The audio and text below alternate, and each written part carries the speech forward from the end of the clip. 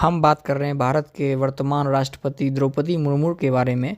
द्रौपदी मुर्मू का जन्म 20 जून 1958 को ओडिशा के मयूरभंज जिले के बेदापोसी गांव में एक जनजातीय परिवार में हुआ था।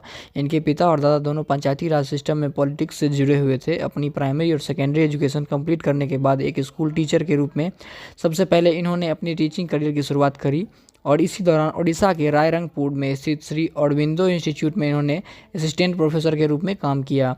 इसके अलावा इन्होंने गवर्नमेंट ऑफ ओडिशा के इरिगेशन डिपार्टमेंट में जूनियर असिस्टेंट के रूप में भी काम किया है और इसके बाद पॉलिटिक्स में इनकी एंट्री हुई। 1997 में इन्होंने भारतीय जनता पार्टी को ज्वाइन किया और रायरंगपुर नगर पंचायत से काउंसलर के पोस्ट के लिए इलेक्शन लड़ी, जहां से इन्हें इलेक्ट भी कर लिया गया और अगले 2 साल तक मुर्मू ने उसी पंचायत की चेयरपर्सन के रूप में जिम्मेदारी संभाली।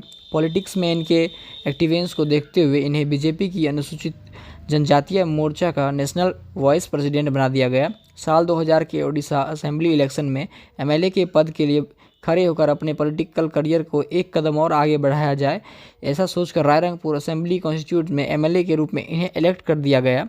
मार्च 2000 से 2002 के बीच में इन्हें कॉमर्स एंड ट्रांसपोर्ट डिपार्टमेंट में मिनिस्ट्री की जिम्मेदारी दी गई। 2002 के बाद इन्होंने मिनिस्ट्री ऑफ फिशर्जी और एनिमल रिसोर्सेज डेवलपमेंट डिपार्टमेंट को भी संभाला। लेजिस्लेटिव असेंबली के मेंबर के रूप में अपने कार्यालय के दौरान मुर्मू को कामों को देखते हुए इन्हें Neelkanth award for best MLA भी नवाजा गया। इसके बाद 2000 में फिर इन्हें दोबारा एमएलए के रूप में इलेक्ट किया गया। वहीं दूसरी तरफ 2006 से 2009 तक मयूरभंज डिस्ट्रिक्ट की बीजेपी प्रेसिडेंट के साथ साथ बीजेपी अनुसूचित जनजातीय मोर्चे के स्टेट प्रेसिडेंट के रूप में मुर्मू काम करती रही। इनकी पॉलिटिकल लाइफ बहुत अच्छी चल रही, लेकिन अचानक से इनके पर्सनल लाइफ में बहुत सारी परेशानियां आई, जिन परेशानियों ने उन्हें हताश कर दिया। द्रौपदी के अनुसार अपने इस डिप्रेशन मेंटल जोन से बाहर निकलने के लिए वो ब्रह्म कुमारी संस्था से जुड़ी, जिससे इन्हें काफ़ी मदद मिली और इस स्थिति से बाहर निकलने के बाद इन्होंने जनता की सेवा करने के अपने लक्ष्य पर दोबारा काम करना शुरू किया और 18 मई 2015 को द्रौपदी ने झारखंड की गवर्नर के रूप में शपथ ली। खैर, इससे पहले भी 2012 के प्रेसिडेंशियल इलेक्शन में अनुसूचित जनजातीय कम्युनिटी से ही बिलोंग करने वाले पुणे अगितोक संगमा को प्रेसिडेंट पद के लिए नॉमिनेट किया गया था, लेकिन उनका नॉमिनेशन सत्ताधारी पक्ष की तरफ से नहीं था, इसलिए उन्हें हार का सामना करना पड़ा। द्रौपदी मुर्मू का भारत के प्रेसिडेंट के रूप में इलेक्ट किया जाना भारत में मौजूद समानता की व्यवस्था का अब तक का सबसे बड़ा सबूत है।